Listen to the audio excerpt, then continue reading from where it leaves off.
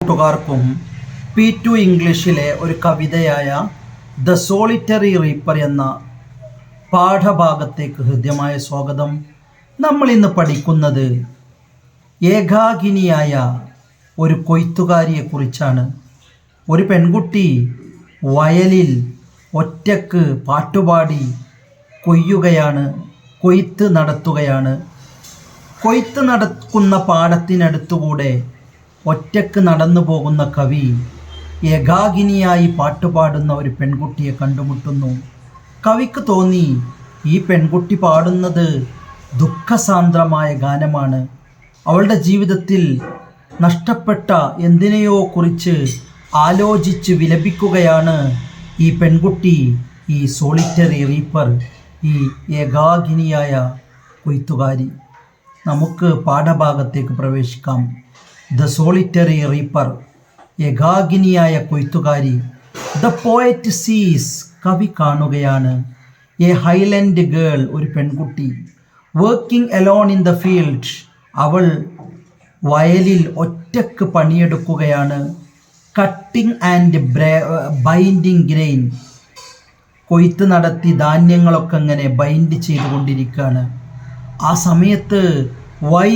സമയത്ത് തന്നെ സിംഗിങ്, അവൾ പാട്ടുപാടുന്നുണ്ട്. എ മെലങ്കലി സ്ട്രെയിൻ, ഒരു ദുഃഖസാന്ദ്രമായ എന്തോ ഒരു പാട്ട്. അവളുടെ ജീവിതത്തിൽ വന്നുപോയ എന്തോ ഒരു വിഷമത്തെക്കുറിച്ചുള്ളൊരു പാട്ടാണ് അവൾ പാടുന്നത്. ദ വാലി, ആ താഴ്വര മുഴുവനും. ഓവർഫ്ലോസ്, അതൊക്കെ നിറഞ്ഞു കവിയുന്നുണ്ട്. ഹർ ബ്യൂട്ടിഫുൾ സോറോഫുൾ മ്യൂസിക്, അവളുടെ മനോഹരമായ ദുഃഖസാന്ദ്രമായ ഗാനം. അവളുടെ മനോഹരമായ ദുഃഖസാന്ദ്രമായ ഗാനം ആ താഴ്വര മുഴുവനും നിറയ്ക്കുന്നുണ്ട്. ആ താഴ്വര മുഴുവനും നിറയുന്നത് അവളുടെ ദുഃഖസാന്ദ്രമായ ഗാനമാണ്. ദ പോയറ്റ് ഫൈൻഡ്, കവി കണ്ടെത്തുന്നു. ഇറ്റ്സ് മോർ വെൽക്കം, അതൊരു മോർ വെൽക്കമായി കവിക്ക് തോന്നി. ആൻഡ് ത്രില്ലിങ്, കവിക്കതൊരു വലിയ ത്രില്ലിംഗ് ആയിട്ടുള്ളൊരു എക്സ്പീരിയൻസ് ആണ് തോന്നിയത്. ഒരു thrilling experience. Than the song of cuckoo, കുയിലിനേക്കാളും സുന്ദരമായ അവളുടെ ഗാനം.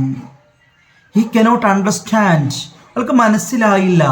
ദ ലാംഗ്വേജ്, അവളുടെ ഭാഷ കവിക്ക് മനസ്സിലാവണില്ല. ഏത് ഭാഷയിലാണ് അവൾ പാട്ടുപാടുന്നതെന്ന് കവിക്ക് മനസ്സിലാവുന്നില്ല. പക്ഷേ സ്പെക്കുലേറ്റ്, കവി ഊഹിക്കാണ്. It is about past sorrow, കഴിഞ്ഞു പോയ എന്തോ ഒരു ദുഃഖത്തെക്കുറിച്ചാണ് അവൾ പാട്ടുപാടുന്നത്. ലോസസ്, നഷ്ടത്തെക്കുറിച്ചാണ് പാട്ടുപാടുന്നത്. ഓർ ആൻഷ്യൻ്റ് ബാറ്റിൽ, അല്ലെങ്കിൽ പുരാതന കാലത്തെന്നോ ഉണ്ടായ ഒരു യുദ്ധസ്മൃതിയെക്കുറിച്ചാണ് അവൾ പാട്ടുപാടുന്നത്. ദ സോങ്സ് ഇമോഷണൽ പവർ, ആ കവിതയുടെ വൈകാരിക ശക്തി. സ്റ്റേസ്, അത് നിലനിൽക്കുന്നു. വിത്ത് ദ പോയറ്റ്, കവിയുടെ മനസ്സിൽ. ലോങ്, ഒരുപാട് നേരം. ആ കവിതയുടെ പ്രകമ്പനങ്ങൾ കവിയുടെ മനോമുകുരത്തിൽ പ്രതിധ്വനിച്ചു കൊണ്ടിരുന്നു. ആഫ്റ്റർ ഹി ലീവ്സ്, അദ്ദേഹം ആ സ്ഥലത്ത് നിന്ന് പോയിട്ടും വീണ്ടും വീണ്ടും തൻ്റെ മനോമുകുരങ്ങളിൽ ആ പാട്ടുയർത്തിയ ആ പാട്ടിൻ്റെ സ്മൃതികൾ, ആ പാട്ടിൻ്റെ പ്രതിധ്വനികൾ ഇങ്ങനെയുണ്ട് മനസ്സിൽ.